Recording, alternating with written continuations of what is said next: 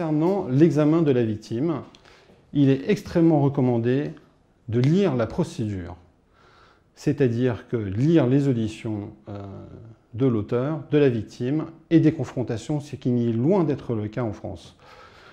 La recherche de la pathologie mentale est importante, l'examen de personnalité. Nous précisons son niveau d'intelligence et de compréhension. Nous précisons si elle est particulièrement impressionnable, vulnérable, et nous établissons son niveau d'information. Nous analysons le contexte de la révélation.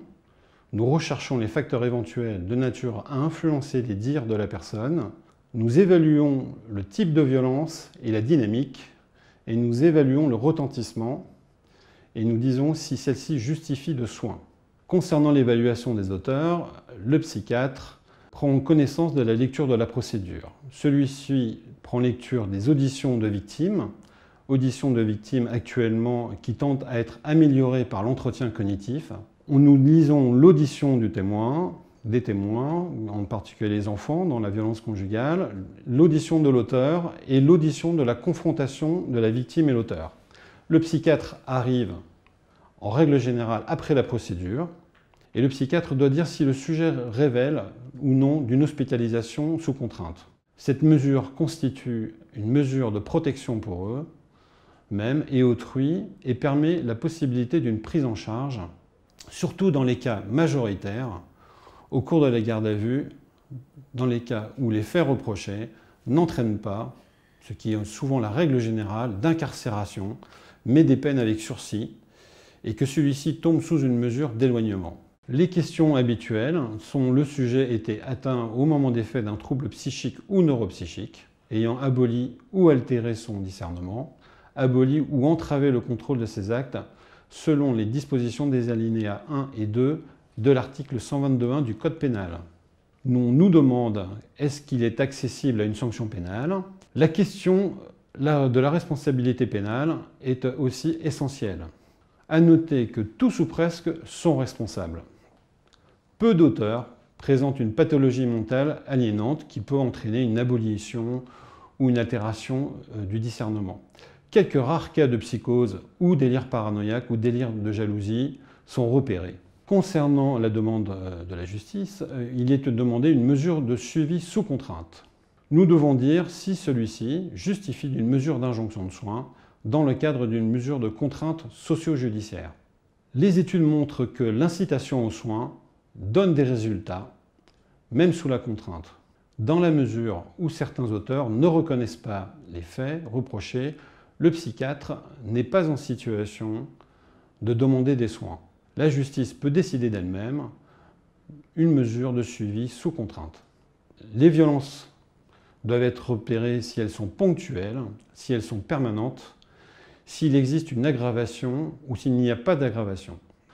Il existe effectivement les violences verbales, les violences psychologiques qui sont le plus souvent retrouvées, les violences de type économique, avec les contrôles, la violence administrative, les violences physiques, les violences sexuelles, les mutilations sexuelles féminines, le mariage forcé et les violences fréquentes aussi pendant la grossesse. Les degrés de violence ont été étudiés. Certains pays, comme le Canada, parlent d'ITT, donc de violences graves à partir de 1 jour d'ITT. Le rapport de l'OMS précise que même si les femmes, du moins dans les pays industriels développés, participent à la violence conjugale courante, il n'y a guère d'indication qu'elles soumettent les hommes aux violences graves du premier type. Les formes et les motifs de leur agression seraient différents. Les femmes paraissent à la fois moins dangereuses et plus souvent motivées par des situations de légitime défense. Il faut savoir que la qualité de la procédure va être essentielle, c'est-à-dire l'audition des victimes avec des éléments les plus précis, relatant la dynamique, le début, les facteurs d'escalade qui peuvent être recherchés dans les entretiens avec les victimes. Ces éléments permettent d'évaluer la dangerosité de la situation. Les éléments d'escalade peuvent être retrouvés. Il existe plusieurs échelles, dont l'échelle SARA, S-A-R-A, l'échelle ODARA. Dans ce genre de situation, l'expert est en situation de relire les auditions pour voir et apprécier les éléments qui peuvent entraîner une dangerosité.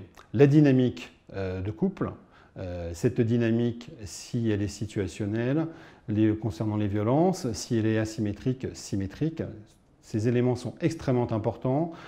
Une violence asymétrique et un terrorisme entraînera beaucoup plus de retentissement chez les victimes et il apparaît extrêmement important de le détecter. Concernant les facteurs d'escalade, nous savons actuellement que les menaces de mort font partie des éléments de critères les plus importants, ainsi que la prédiction par les victimes qu'elles peuvent mourir, ainsi que la prédiction par les familles qui peuvent alerter sur le caractère de dangerosité qui serait passé inaperçu concernant la procédure judiciaire.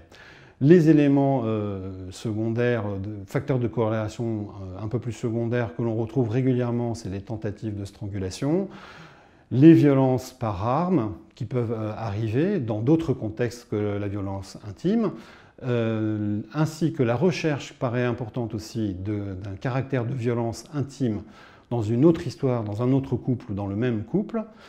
Les violences concernant la grossesse doivent être recherchées.